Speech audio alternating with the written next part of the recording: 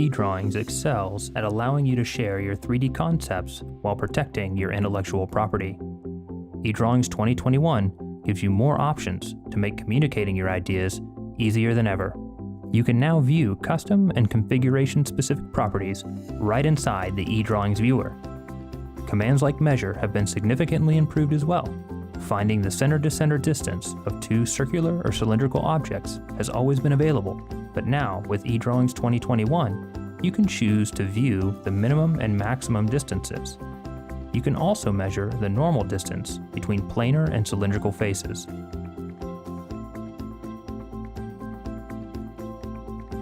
Sharing your 3D designs without the requirement to install the free eDrawings viewer is easy. Just save as web HTML. Any modern web browser natively opens these files, allowing the recipient to pan, rotate, and zoom, as well as view configurations, exploded states, section views, and more. eDrawings web HTML format now supports measurement directly inside the web browser. Also new in 2021 is the ability to move and rotate bodies, making it easy to interrogate large projects without having to dig through an assembly tree. With these new enhancements, you can clearly communicate your concepts, giving the recipients a better understanding of your design, no installation necessary.